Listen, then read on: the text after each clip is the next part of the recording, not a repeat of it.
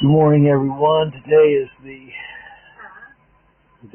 the 13th of February, Monday morning, and I've entitled this message, "The True Wisdom of Solomon." You know, Solomon was a great king, as we know, and at the beginning of his kingdom, he asked God for wisdom. And there's two kinds of knowledge. There's secular knowledge and spiritual knowledge. And, you know, I know there's probably not a lot of people that would say this, but I will.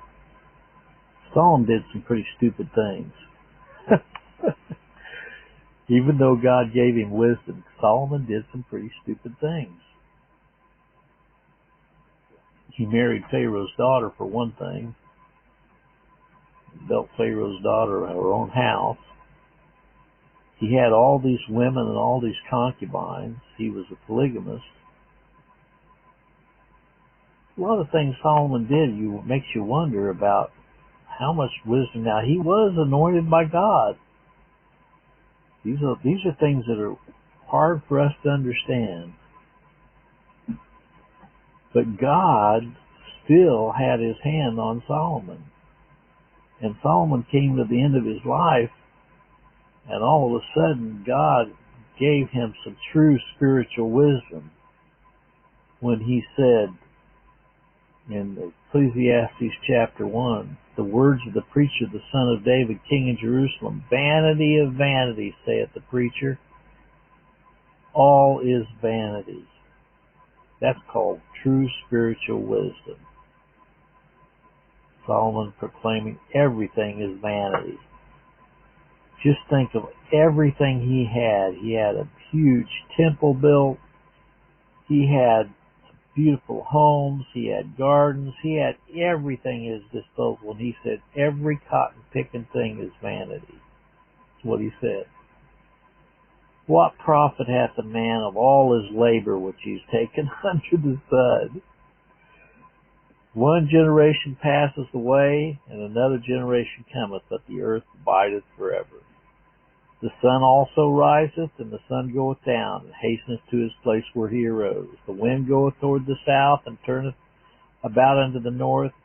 It whirleth about continually, and the wind returneth again according to his circuits.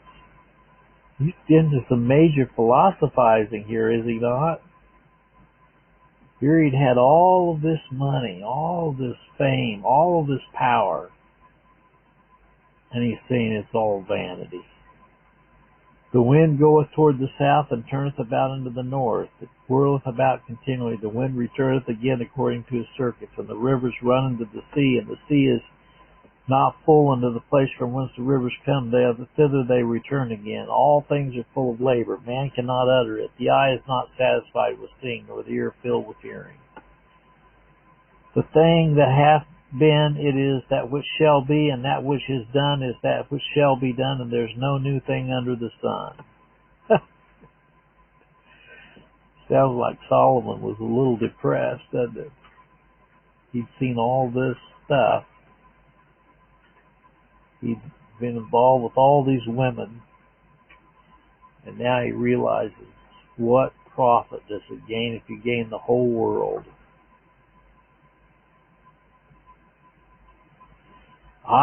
The preacher, was king over Israel and Jerusalem. I gave my heart to seek and search out by wisdom concerning all things that are done under heaven. This sore travail hath God given to the sons of man to be exercised therewith. There's a good example of secular education right there.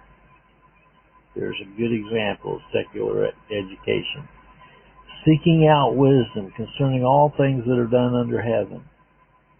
And what does it cause? Sore travail. That's what Solomon says. I have seen all the works that are done under the sun, and behold, all is vanity and vexation of spirit. Oh, preach it, brother. Preach it. All is vexation of spirit. You hear that secular humanist? You hear that atheist? You hear that free willers? You hear that Roman Catholics? You hear that pagan worshipers? All is vexation of spirit. That which is crooked cannot be made straight, and that which is straight cannot, that which is wanting cannot be numbered. I commune with mine own heart, saying, Lo, I am come to great estate, and have gotten more wisdom than all they that have been before me in Jerusalem. Yea, my heart had great experience of wisdom and knowledge, and I give my heart to know wisdom and to know madness and folly. I perceive that this is also a vexation of spirit. For in much wisdom is much grief. Did you hear that? You people with 5 and 6 degrees up on your wall, and you're still wanting another one. You got your PhD piled higher and deeper. For much wisdom is much grief, and he that increaseth knowledge increaseth sorrow. That's coming from Solomon, folks. I think God gave him some spiritual insight in his latter life, don't you? I gave my heart to know wisdom and to know madness and folly. I perceive that this is also is vexation of spirit. There's an answer to secular education. There's an answer to the Jesuit colleges. There's an answer to Pope Francis. There's an answer to Joseph Biden and Bill Clinton and Donald Trump and all of these people that think they're so smart in man's wisdom. McCarthy, all these leaders. For in much wisdom is much grief, and he that increaseth knowledge increaseth sorrow. Well, I'm going to turn this over to Mark and have him read this. And as he reads this, let us remember that if you have a lot of secular education, it's vanity and vexation of spirit.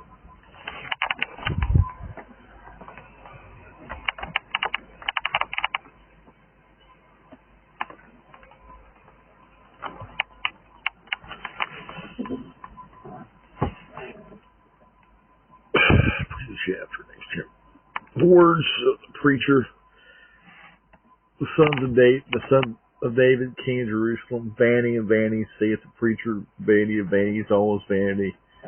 What profit hath the man of all his labor which he taketh under the sun? One generation passeth away, another generation cometh, but the earth abideth forever. The sun also riseth, the sun goeth down, and hastens to his place where he arose. The wind goeth toward the south, and turneth about into the north, whirleth about continually, and the wind returneth again according to his circuits. All the rivers run into the sea, yet the sea is not full. Unto the place from whence the rivers come, thither they return again. All things are full of labor, man cannot utter it. The eye is not satisfied with seeing, or the ear filled with hearing. The thing hath been, it is that which shall be, and that which is done is that which shall be done. There's no new thing under the sun. Is there anything whereof it may be said, see, this is new, and hath been already of old time, which was before us?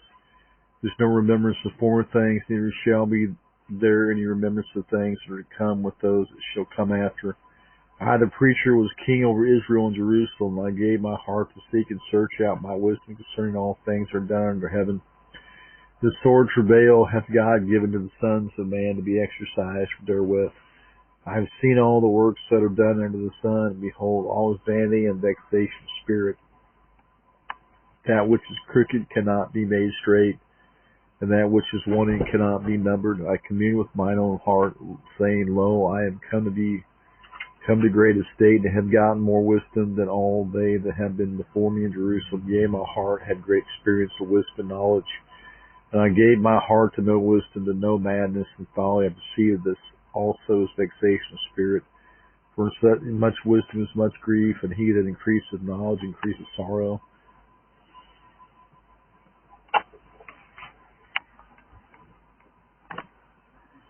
Thank you, Mark. Okay. Well, what is the exhortation for us this morning? The exhortation for us is to go to our Bibles for true wisdom.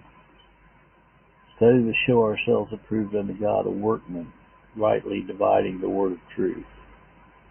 Let's not look to the wisdom of this world and the secular education.